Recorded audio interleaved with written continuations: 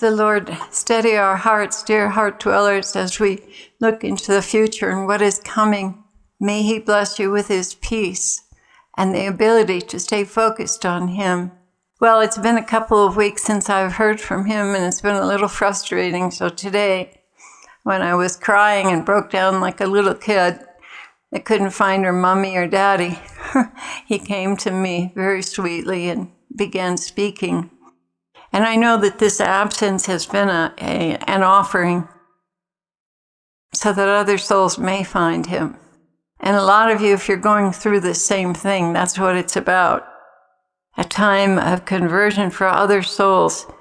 It sometimes is necessary for the Lord to have those who will sacrifice their intimacy with Him, to give to those who don't know Him, and then bringing them into the kingdom.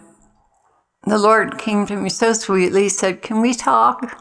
And I said, "I'm here, Lord." He continued, "You have no idea of how taxing these past weeks have been.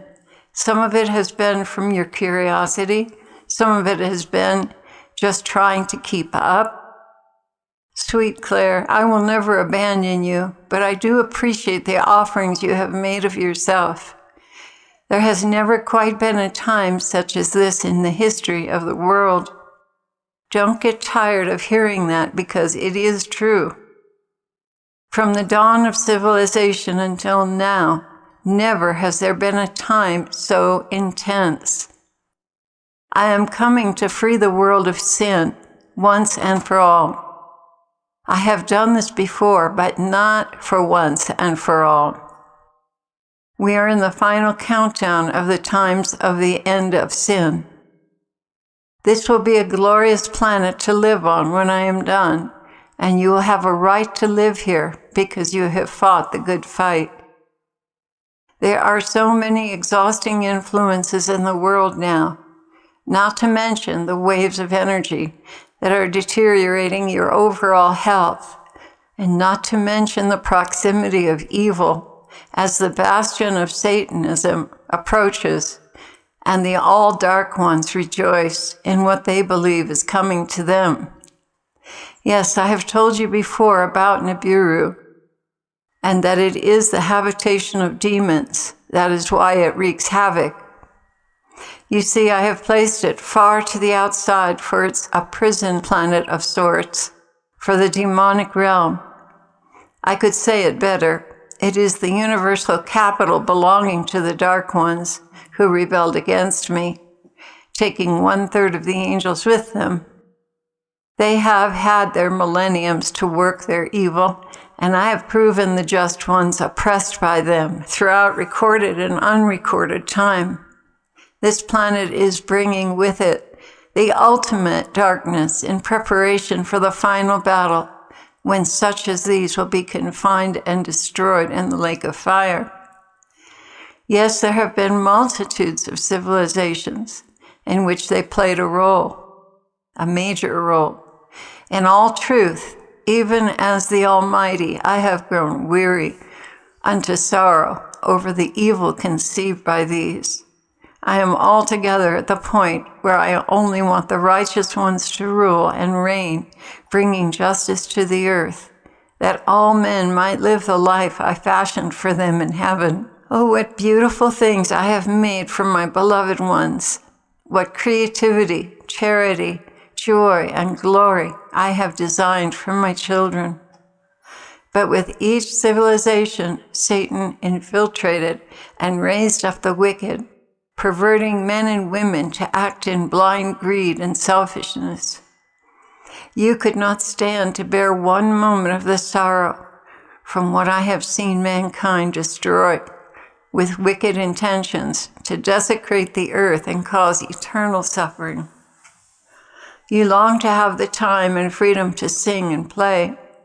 I long to have a world where one such as yourself has infinite access to all you desire to glorify me and console my children. All the things that you have lacked in your life, Claire, including twisted behaviors in your nature that are not yet fully healed, all such conditions exist in all of my children, and how I long to have a world where healing drops like ripe fruit from the trees, where healing infuses the soul with one glance, one inhaling of the sweet nectar from this healing fruit of heaven.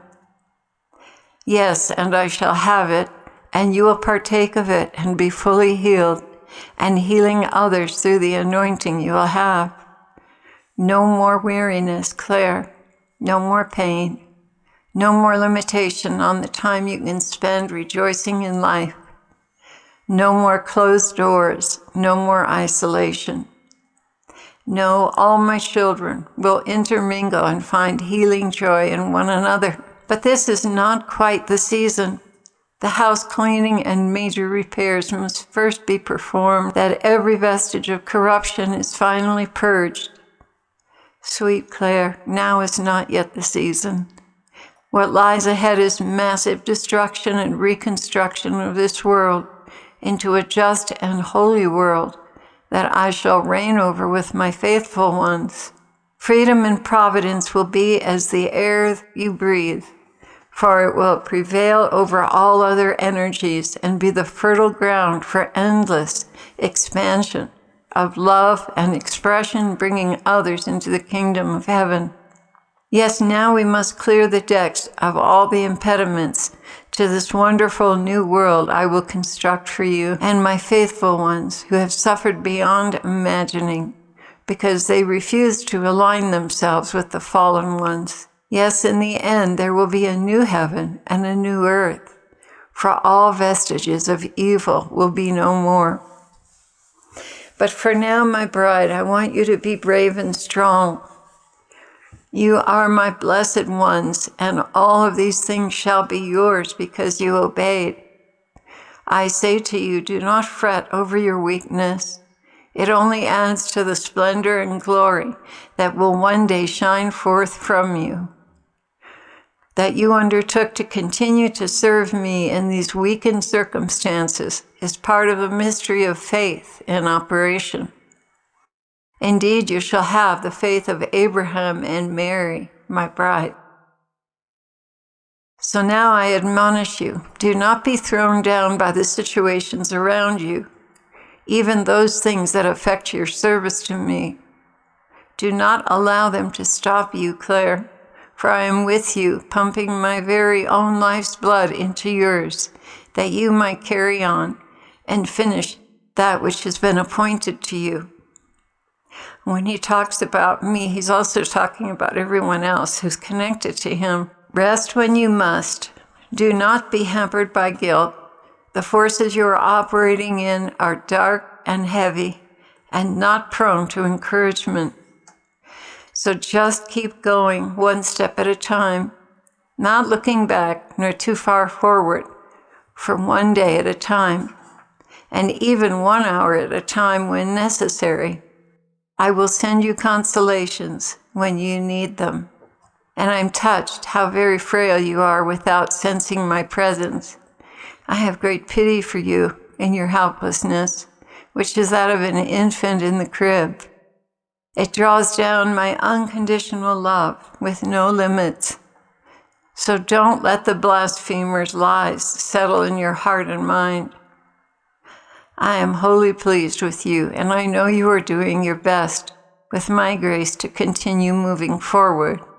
I will hold you in my arms forever, my bride. Come, get lost in my love. It is an ocean without beginning or end. Come, swim with me. And then I got silly and said, I want to float with you, Jesus. And he said, then floating it shall be. That was the end of his message.